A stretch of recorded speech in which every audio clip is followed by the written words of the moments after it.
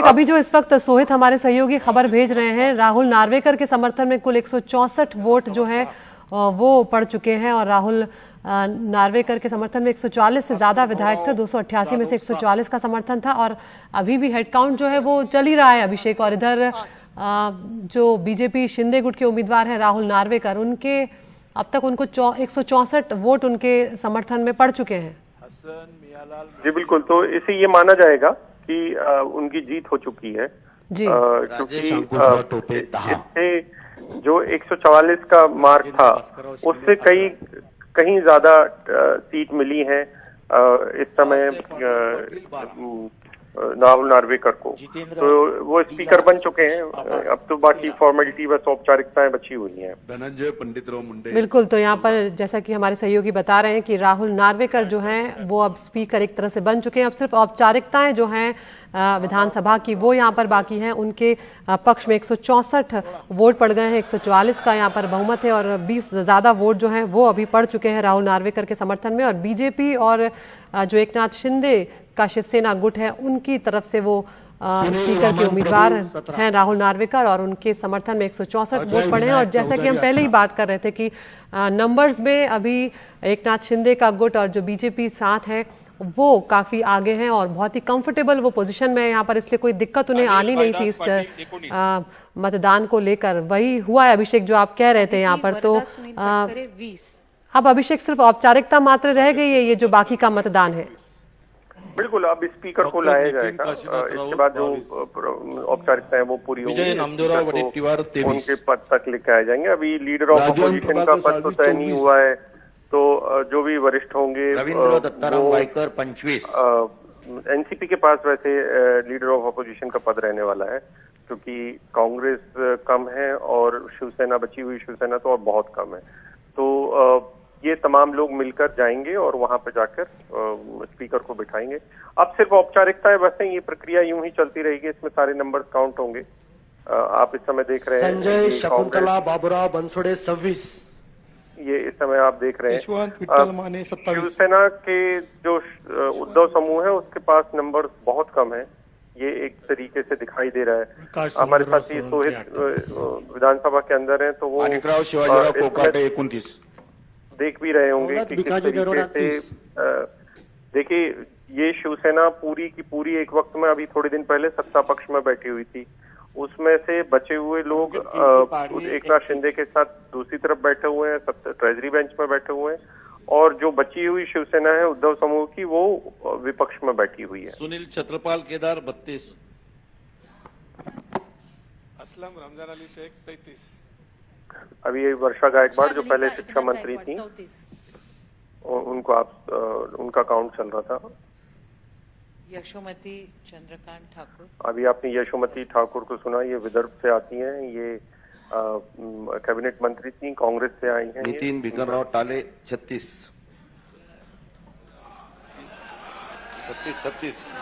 नितिन भिकनराव टाले टाले टाले,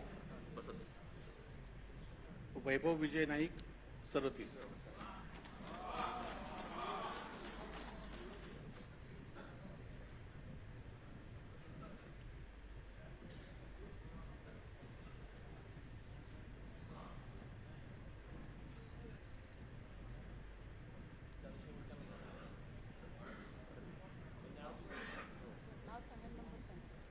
सुमन R Patil 38, R Patil जो पहले गृह मंत्री थे उनकी बेटी है। धर्माराव बाबा आतराम 40, मकरंद लक्ष्मणराव पाटील 41, दीपक प्रहलाद चव्हाण 42।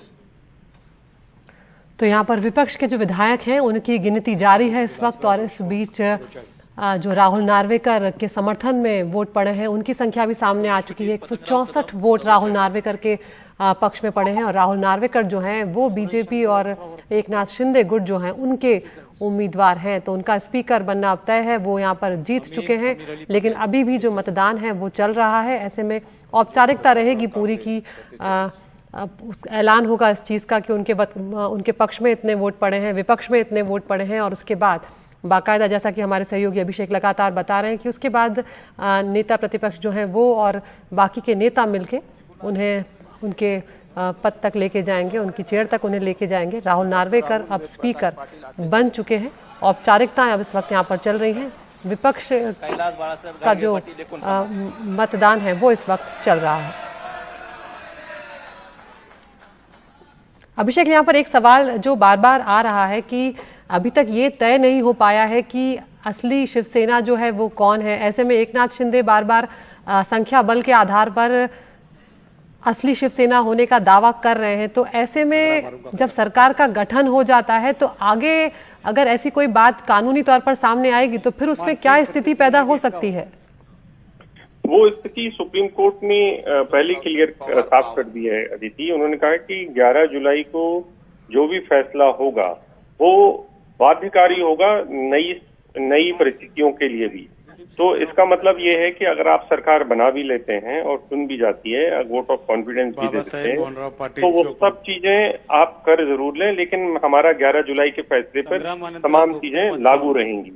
11 जुलाई तक के वक्त का ही वक्त था जब स्पीकर का चुनाव करके सरकार बना ली जाए। तो उसके बाद की स्थितियों उतने लंबे समय तक के लिए इंतजार करने की स्थिति में थी भी नहीं देवेंद्र फडणवीस या एकनाथ शिंदे की सरकार। वो उन्हें और जितना वो देर करते उतना ज्यादा शायद धीरज खोते एकनाथ शिंदे समूह के जो विधायक थे वो। और 164 का नंबर अगर साबित हो चुका है तो सरकार तो कंफर्टेबल है, लेकिन बहुत ज्यादा आने वाले वक्त में कानूनी पेचीदगियां होंगी। राहुल नार्वेकर को भी बहुत सारे फैसले लेने हैं और ये फैसले बहुत आसान नहीं होंगे स्पीकर के लिए भी, ये साफ है इस समय की स्थितियों से।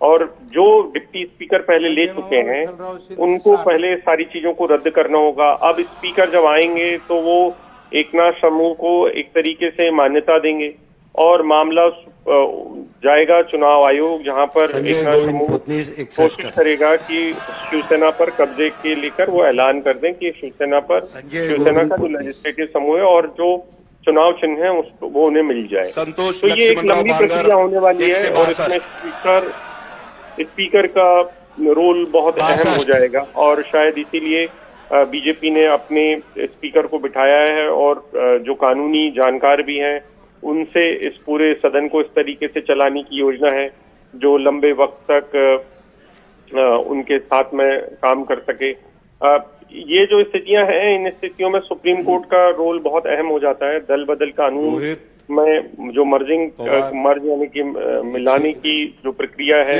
वो करनी होती है अगर आप इस तरीके से किसी पार्टी को तोड़ते हैं तो।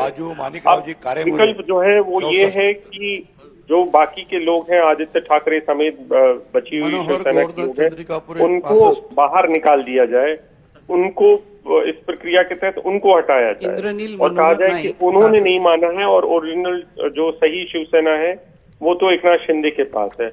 और इसको एक तरीके से अलग तरीके से पेश किया जाए और स्पीकर इसमें अगर सही तरीके से वो एकनाथ शिंदे समूह के साथ खड़े दिखाई देंगे अगर, तो इसके भी अलग मतलब निकलेंगे। और फिर जब ये मामला कोर्ट में जाएगा तो स्पीकर के बहुत सारी चीजें बाध्यकारी होंगी या नहीं होंगी ये सुप्रीम कोर्ट को तय करना है। लेकिन ये मसला अदिति बेहद पेचीदा है। ऐसा बहुत कम हुआ है कि इस तरीके से पार्टियां टूटी हों और उसमें दूसरा समूह के पास पार्टी बच जाए और एक समूह के पास लोग चले जाए, विधायक चले जाए। तो ये अभी बहुत कुछ होना बाकी है। ये लड़ाई अभी लंबी चलने वाली है। ये लड़ाई इतनी छोटी नहीं है जितना दिखाई दे रही है। हाँ, ये जरूर है कि सरकार के कामकाज में स्थिरता आ सकती है, लेकिन राजनीतिक माहौल में महाराष्ट्र के राजनीतिक स्थिरता अभी दिखाई नहीं देगी। और जिस तरह से महाराष्ट्र की राजनीति में जिस तरह का उलटफेर इस बार देखने को मिला है वो अपने आप में बहुत अलग है और आगे बहुत कुछ सियासत में बदल जाएगा। जिस तरह की कानूनी लड़ाई चलने वाली है महाराष्ट्र की सियासत को लेकर,